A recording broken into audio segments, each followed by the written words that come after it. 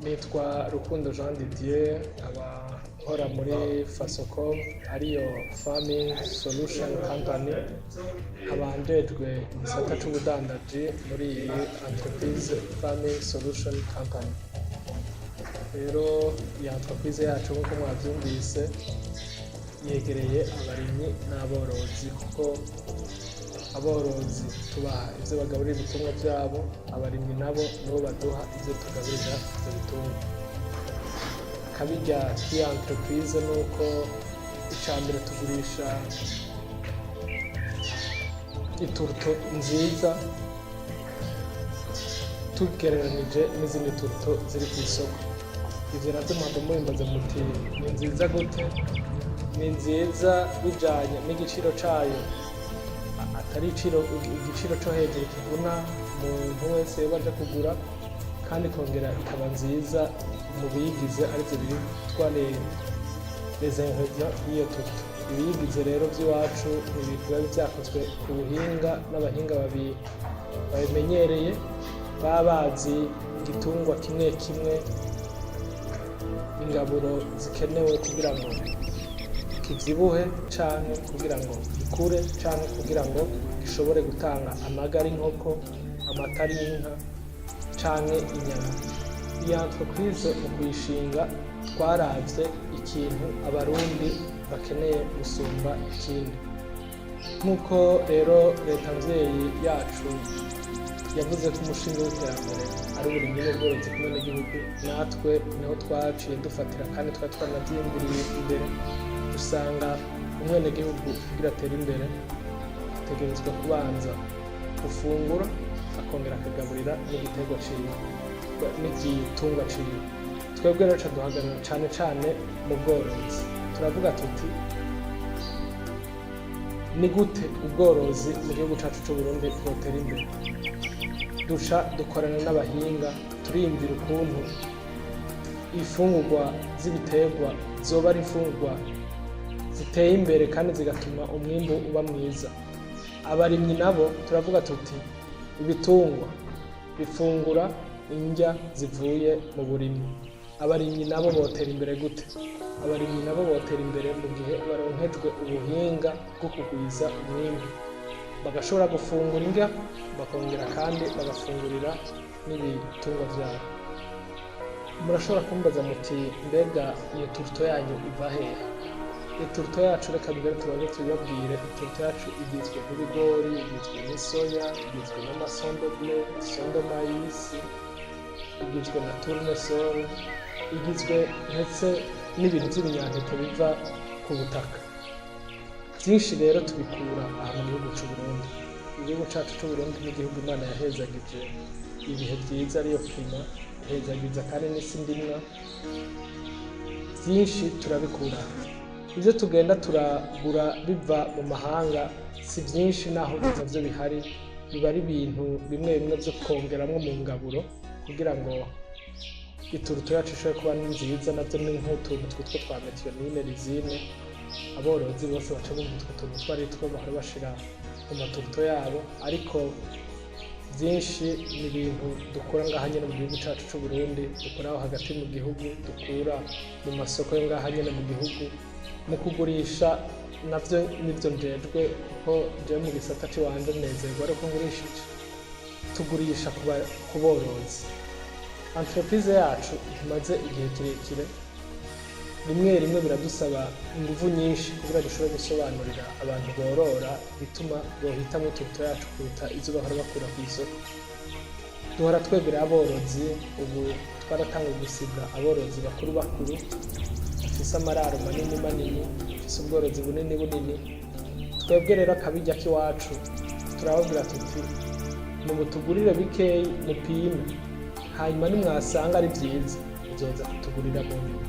Rero igishimishije nuko abantu bose bamaze kuza kutugurira basanze ituruto yacu itandukanye cane gose n'aya maturuto yandi bahora basanga ku masoko atuzengurutse, eka n'ay'abantu b'aborozi bahora bacangacanga ibintu kugira bikorere ituruto.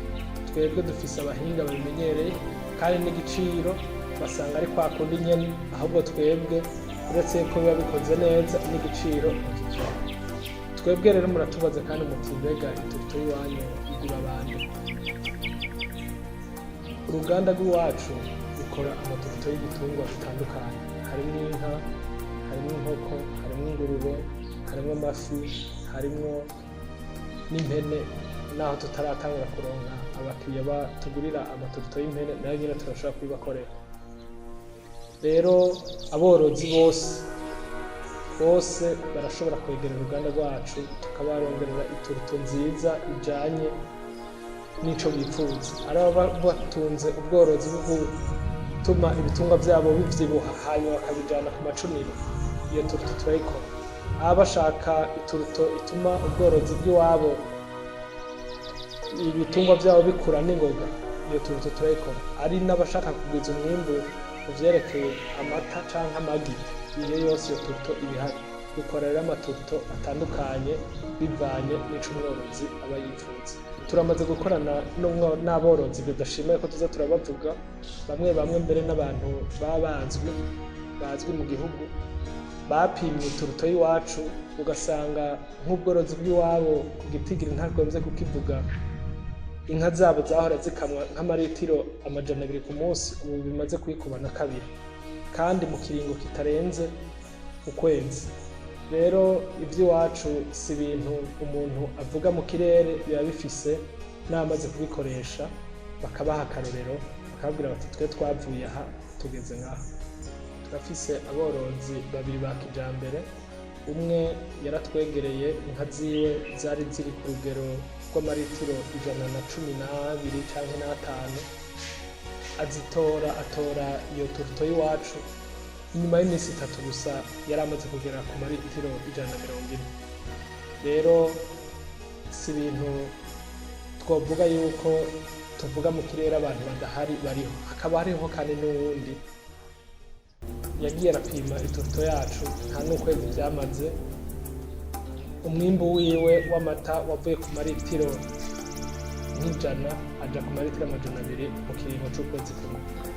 Nk'uko twabivuze, uruganda rw'iwacu rukora amaturuto ntirukorana gusa n'aborozi ba kijambere bari ku rwego hejuru. Twamagundi nk'uko tubizi, hariho abatunzi nka 10, hari abatunzi nk'ijana, hari n'abatunzi nk'imwe, hari abatunzi 2, no ku nkoko nuko no kubindi. Rero uruganda rw'iwacu rurahamagarira umuntu uwo ari we wese atunze igitungwa, arashobora kuza kutugurira. Si ngombwa ko agura ibiro 10 canke itoni, ibiro bikeyi urashobora kubigura hanyuma ukagenda urapima. N'uwatera imbere natwe tuzoba dutera imbere. Kubifuza rero kumenya aho uruganda rwacu ruri kuri Avenue du Vieux, umanutse uja mu Gatumba harabana na Station Delta, ukata iburyo ugaca ubandanya umanuka ubajije ahari uruganda Fasocom baca bakubwira.